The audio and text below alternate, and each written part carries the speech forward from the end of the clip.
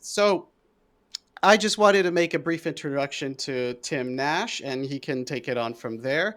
Tim, you run a company called Good Investing, and you are probably one of Canada's, in terms of a retail investor, one of the best resources, persons, I would say, of expertise when it comes to the questions of sustainable investing, or ESG, as some people call it. And I wanted to just pick your brain about your expertise, and then about this very important situation that's going on in Gaza, and how can the average, not just retail investor, but also advisor like myself, what can we do for people, for ourselves and for our clients, in order to help them invest according to their conscience.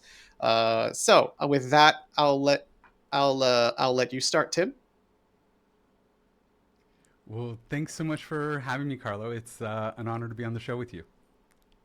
It's a pleasure.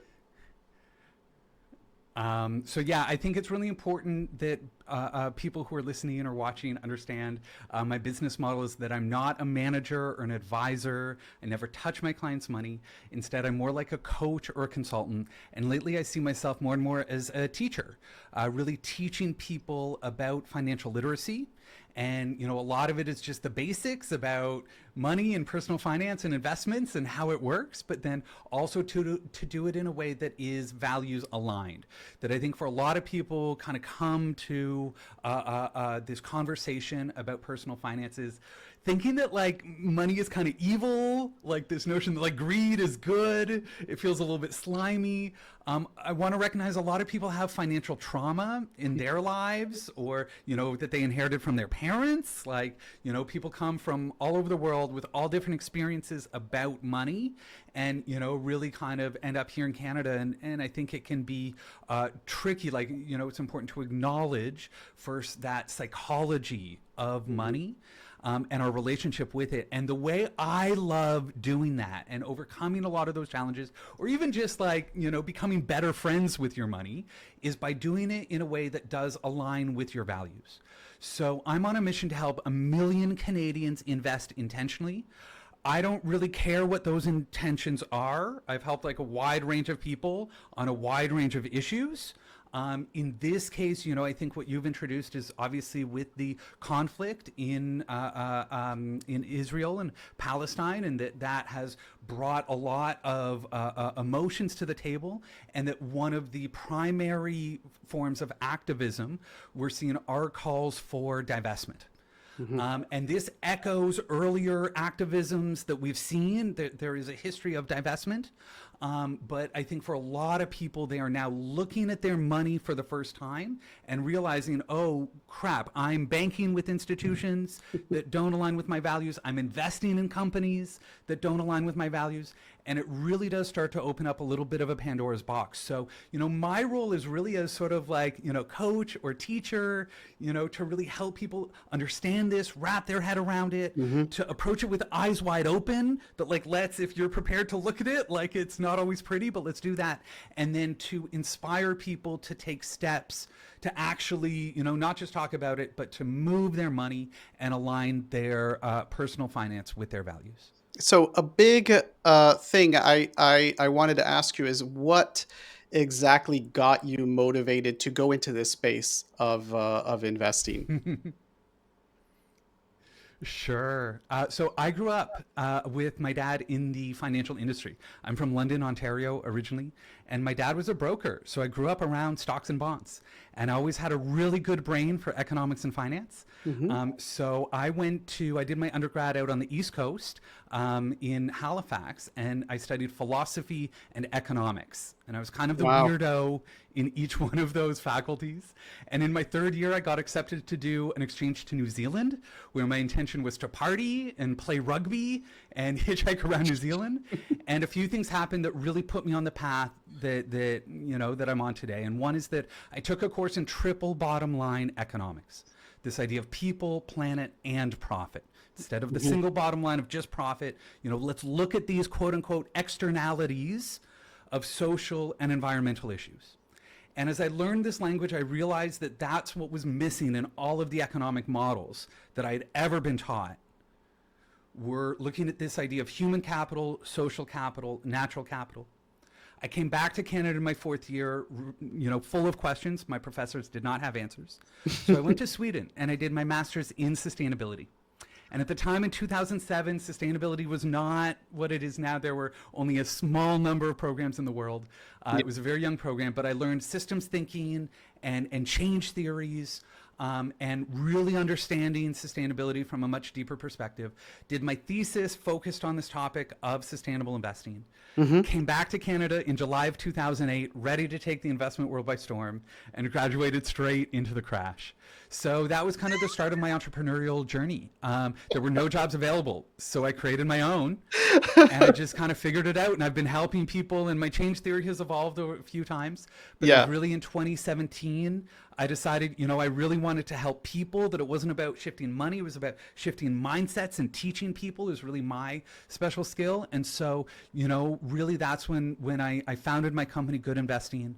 I became a CFP, I'm a certified financial planner. I'm also a responsible investment specialist, RIS. So I got a few letters at the end of my name, and then from there, really full time started doing this work of helping people not only wrap their head around it, but actually taking steps to make not only sort of ethically minded decisions, but also smart financial decisions. A lot of people think there's a trade off here, Hmm. right? But really what I find is that when people start to really actually connect with their money and to make smart, intentional decisions, it's actually they're able to make a lot smarter decisions and lower their fees and actually earn more money than they were before because they Yeah. understand this stuff, but they're also connected to it, in a way that does help them feel good about their money. That's actually a very interesting part because I think in today's world, right now we're living in a very politically charged world where everything seems to be politics, or everyone likes to, complain. There are some people who are curmudgeons, and then or cynics, and say, oh, you're just political. But in truth, this is just a reflection of a different approach of something we've all been doing for a long time. And that's the fact that, let's say, we often should not should but we often tend to invest according to what we know or what we feel connected to. It's like Yeah. why auto workers were invested more in automotive companies, or why an IT specialist, programmer, or anything is also invested in a lot of these, tech companies. It's because it's what they know, it's what they feel familiar with, it's what they feel connected to, and and there's a psychological benefit to that, which is it keeps them invested for the long term. And it's not just this abstract thing of, I put my money in there and I see it go up and down, and I'm supposed to panic at certain points, and in the long run this is supposed to fund Mm. for my retirement, which for a lot of people seems to be almost this abstract thing.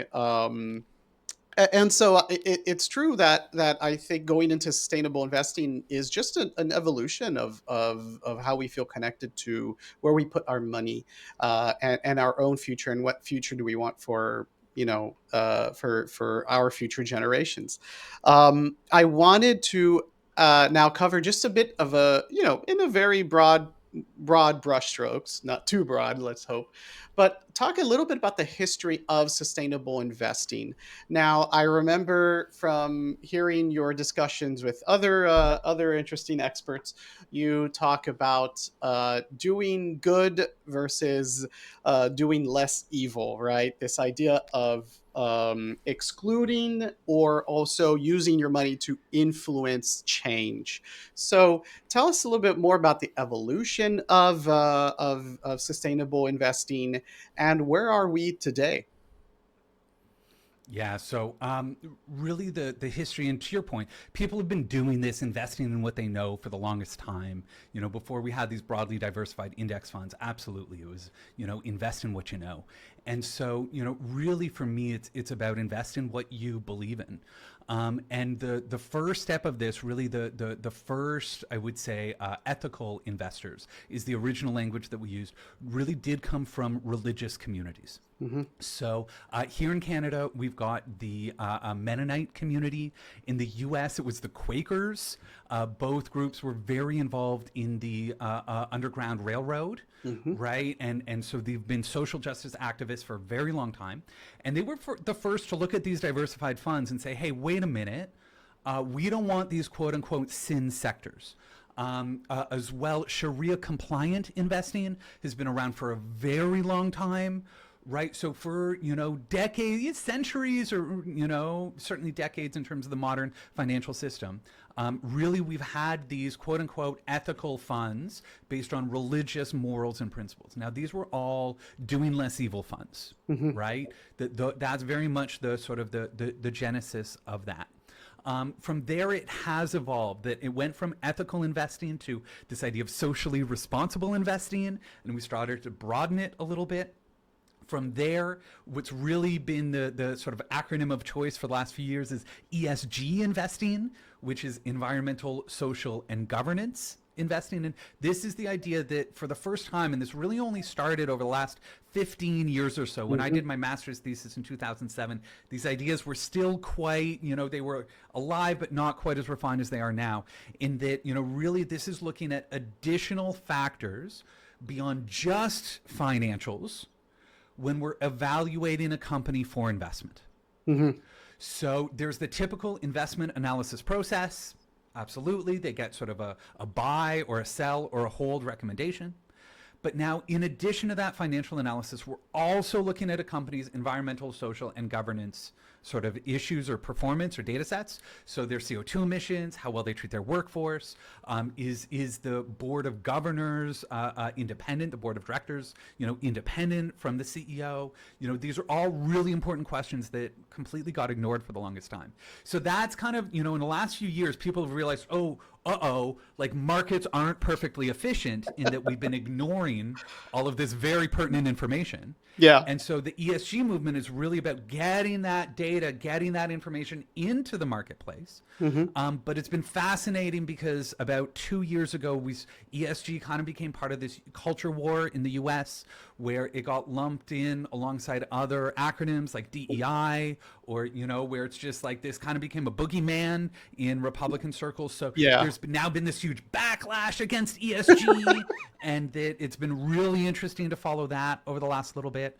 So all of this is like on the doing less evil side. Really the goal there is to earn market rates of return, so to Hmm. earn roughly what the stock market would earn you, but we want to do less evil. The way we do that is through divestment, saying certain sectors, nope, thumbs down. So alcohol, tobacco, weapons. More and more people are doing fossil fuels, and then we can talk about occupations, but we can also talk about border security, and we can also talk about surveillance. That these are other issues that people do really care about. Hmm. From there, there's ESG, which is this idea of environmental, social, governance analysis, and then there's also this idea of shareholder engagement, which is actually owning shares Yeah. and pushing the companies in the right directions. So these are all like tactics that we can use under the doing less evil banner.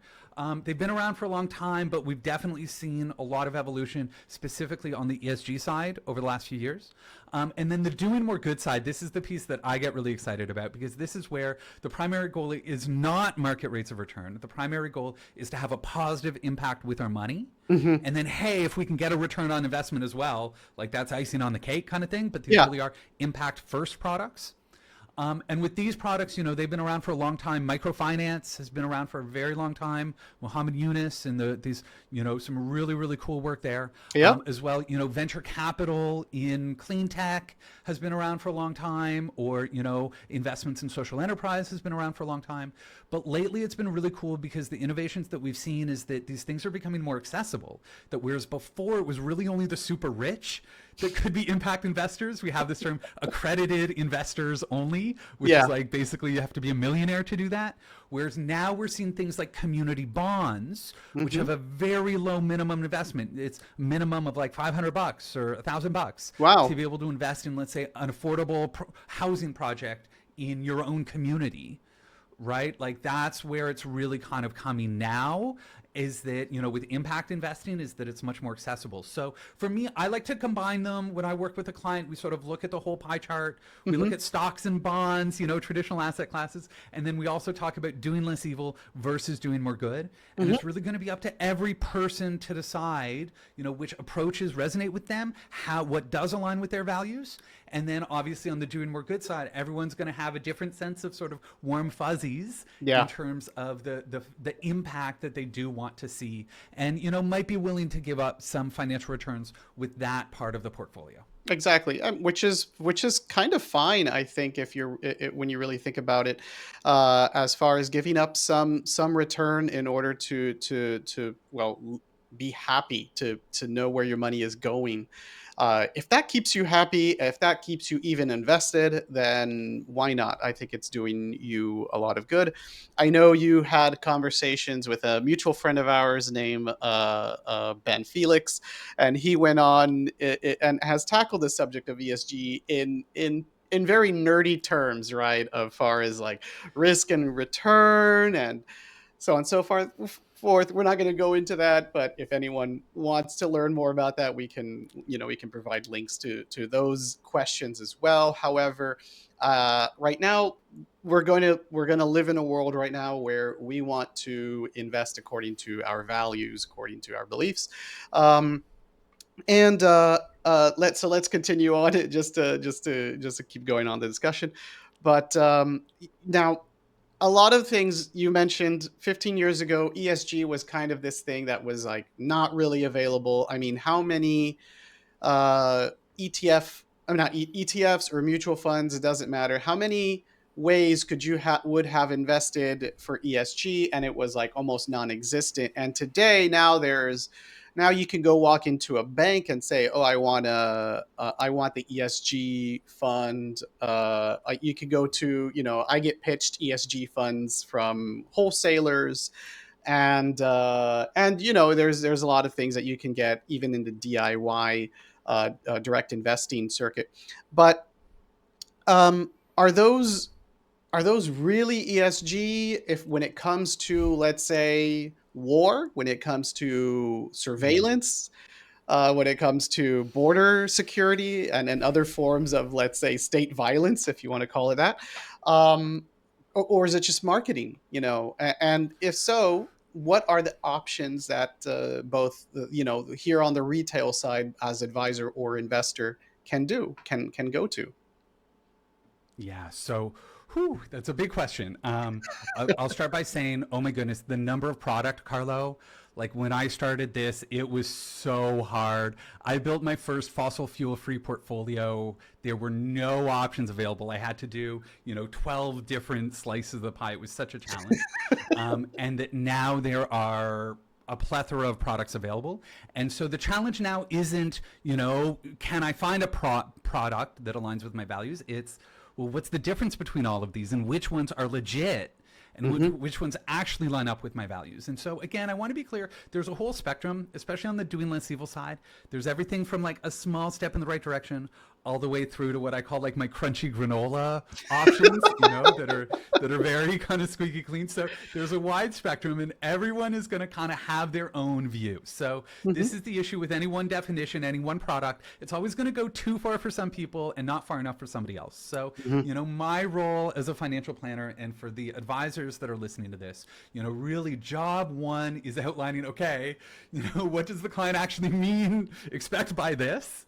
And what are the deal breakers for them? And Hmm. you can do this by showing them different things. Or I've got a little survey or questionnaire, but things like fossil fuels and things like occupation, should be on this list in terms of the conversation. And so understand that there are sort of we are now in a scenario where there are 1,000 flavors of ice cream in terms of sustainable investment products, and it really is understanding personal preferences and lining that up. But you bring up a huge issue, which is that the way a lot of these funds have been created, it kind of drives me nuts. That I think a lot of it has to do with the psychology of a portfolio manager. Hmm. That when they're given a specific mandate, they tend to be very narrowly focused on just that mandate. So there are a number of funds that are out there that would be labeled as sustainable or as ESG. And I want to be clear, these labels mean nothing in Canada.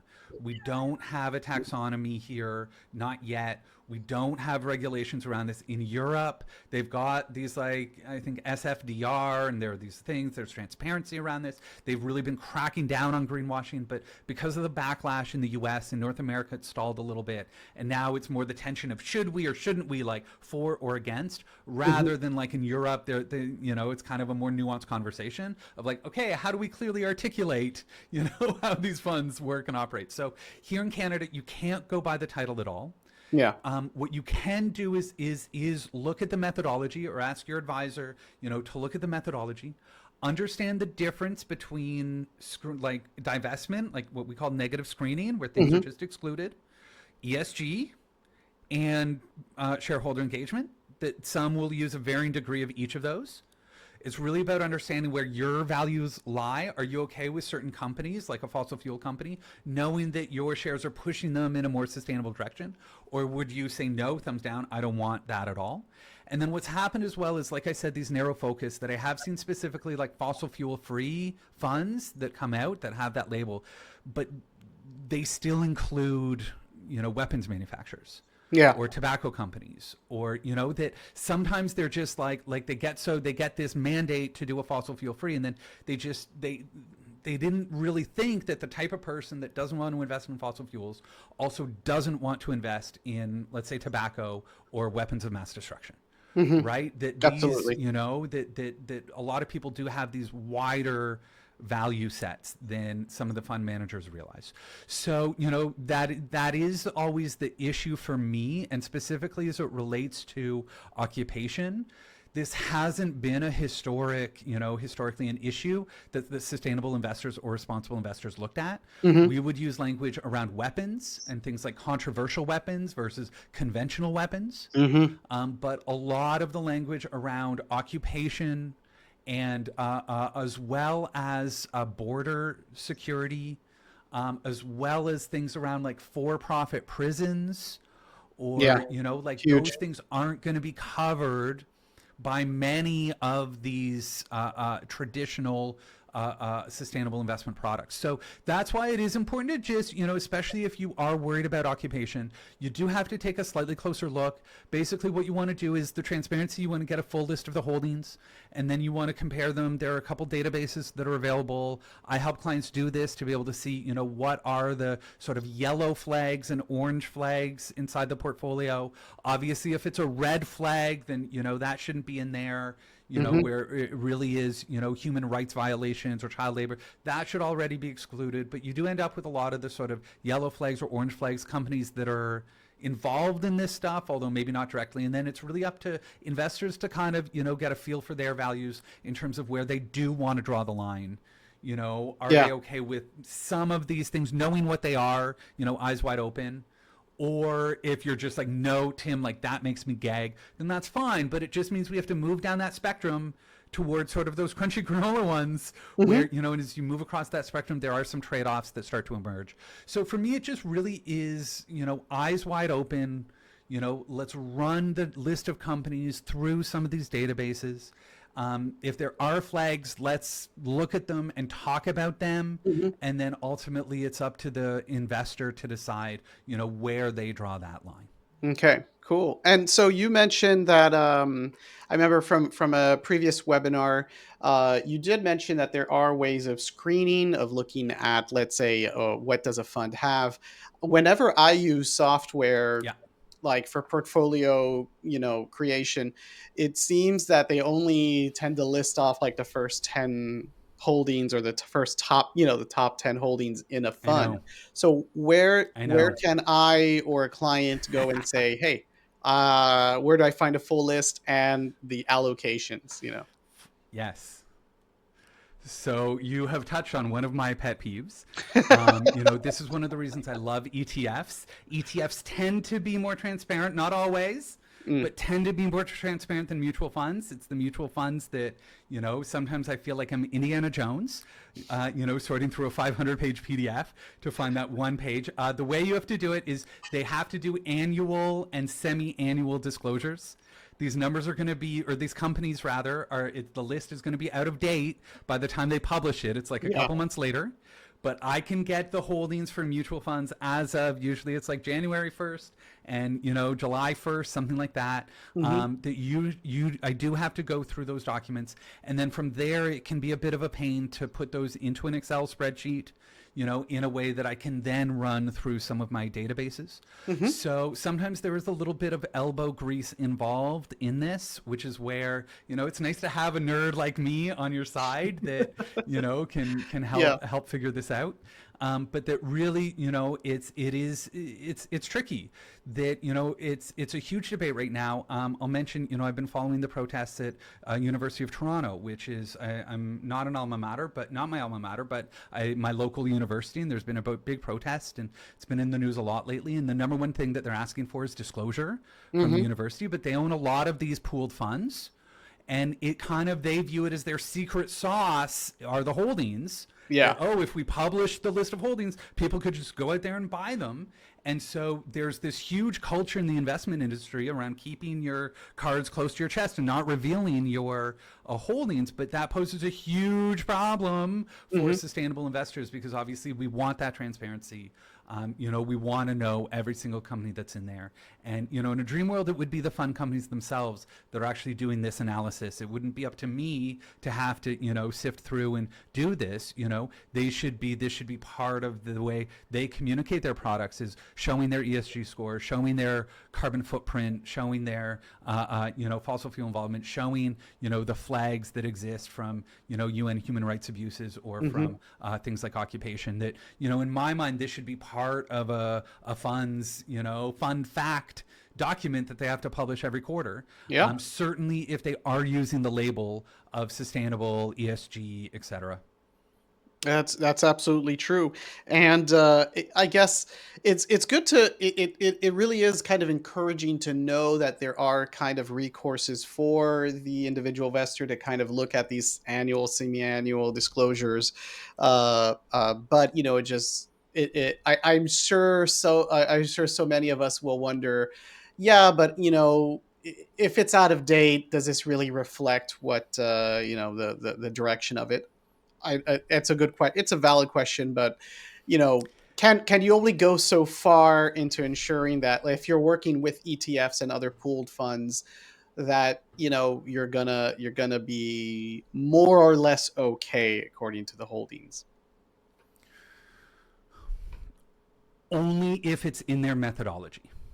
Mhm. So this is, to me, it's really like, this is the thing that in terms of looking under the hood of these funds, yes, look at the holdings. Yes, yes, yes. Look at Mhm. the holdings.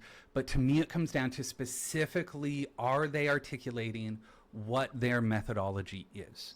And I Mm. think this is the biggest gap, because there's not a clear part of in a prospectus or in a, like, it really is up to the fund companies to decide how to disclose this. But the best ones in Canada Mhm. do provide this information, and they will say specifically, we screen out certain things. And if that is part of their methodology, where they state explicitly, we screen out certain things, then I can have the confidence knowing that it's not going to sneak through. Mhm.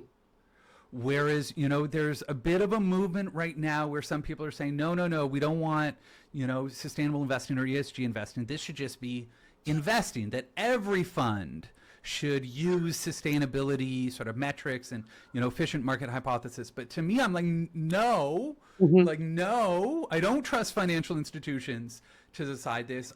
I want a very clear statement in the fund methodology. And then, my dream would be that I do want, let's call it at least annual, verification and documentation of that, Mhm. that is being followed. And I think that's a pretty simple, straightforward thing to be asking for. They already have it. They all have their methodologies. They have their screens. We can get nerdy and talk about what's a good screen or a bad screen, and, revenue thresholds, things like that. Mhm. But really, to me, it's just like, tell investors what you're doing, and then just like confirm to them, that you're doing what you said you do. Yeah, it's good. It's definitely a good thing to do, and I think advisors like myself also need to be proactive for our clients and kind of say, hey, yeah, you know what? Um, I know I have like five clients who are very much concerned about a certain thing. Maybe I should look into them for them. Requests from the wholesaler, for example, we can request documentation from wholesalers for our clients. And one other Yeah. thing I wanted to ask you is, so for the average person out there, can what are some resources they can do? And we can put these in the in links below in the description of the video. Uh, is there? I remember you one time talked about MSCI having. There's also nonprofits, which NGOs, which also kind of track companies. You know, the track records of companies. Tell me a little bit more about that. Sure. So, yeah, there are three sort of screening tools that I use quite a bit.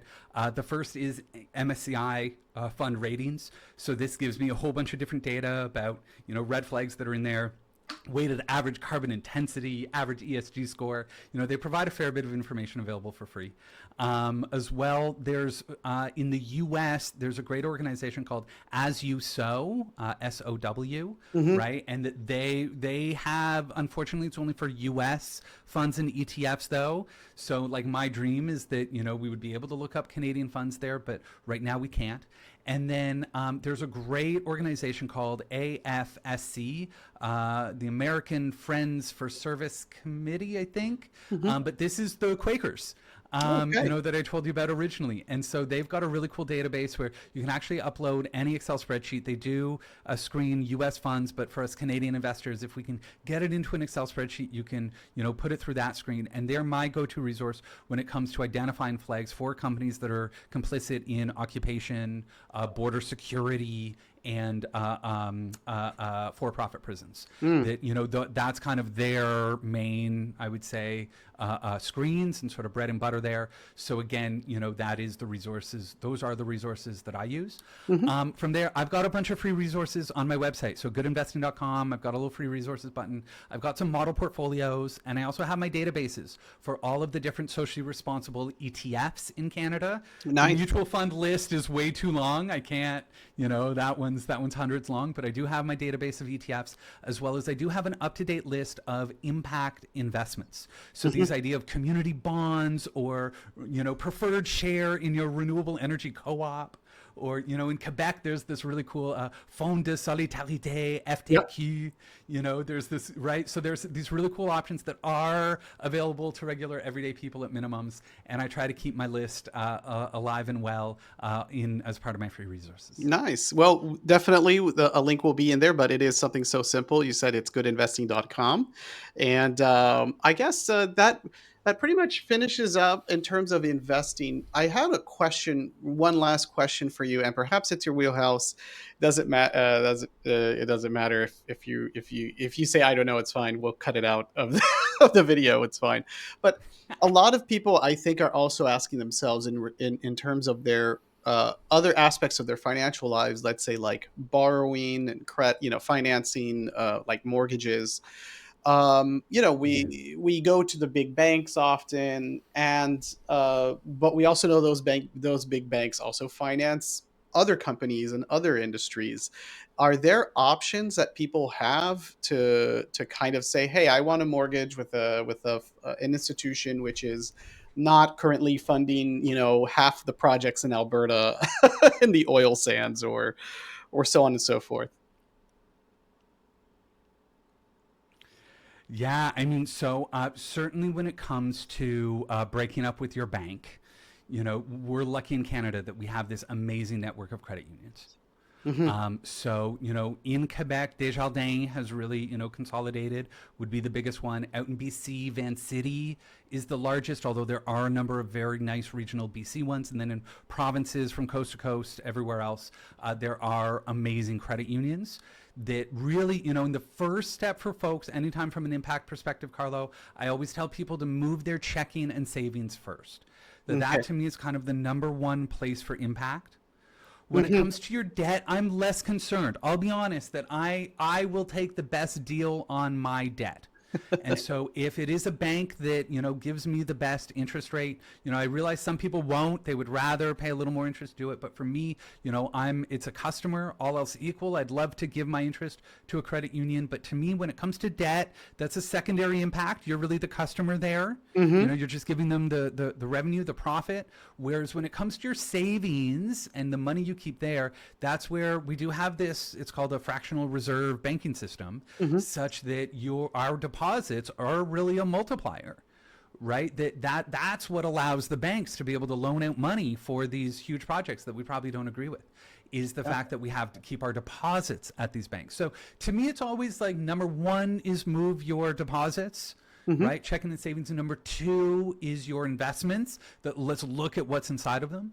And then from there, I would say sort of number three and four are kind of like your debt products, and then also your insurance products or the other sort of financial product that people need. That if we can buy those things from co-ops, if we can do it in a more ethical way, great. But to me, I typically start with people's banking and their investments. And the debt, you can pay off your debt, your mortgage from any bank account, right? They just want your money, so you can absolutely service, a line of credit or a mortgage from a different bank account, which is Hmm. why I say sort of start with your checking or savings, leave your debt is, and then when it does come time to shop around for debt, make sure you're getting quotes from those credit unions and co-ops and more ethical places. And hey, if it is competitive to the banks, which it should be, then by all means, I'd say that'd be a great thing to do. Wonderful. Well, thanks a lot, Tim. All the links to his website and to other resources will be available in the video description below. With that, I want you to, if you have anything you want to plug, feel free. Thank you so much. I mean, really, Carlo, I just want to reinforce just how nice it feels when your money is aligned with your values. That for individuals who are thinking about this, really accept where you're at now. Understand wherever you've been in the past, and that really, the best time to plant a tree is today. And then to advisors, really it is about understanding customer loyalty. Hmm. That, if someone comes in and you're able to connect with them on their values and to help them align their investments with their values, you're going to have a customer for life. That person is going to refer you, everyone under the sun, because, really this is a relationships business. And I'm telling you, the best way to build a relationship with your client is to speak openly and honestly about values. Great. Well, thanks a lot, Tim, for your time. And I want to wish you a great weekend. It is Friday, and here in Montreal, it is hot as hell. But I hope you stay cool this summer. And thanks a lot. Thank you so much for having me. It's been a pleasure. It's a pleasure. Bye.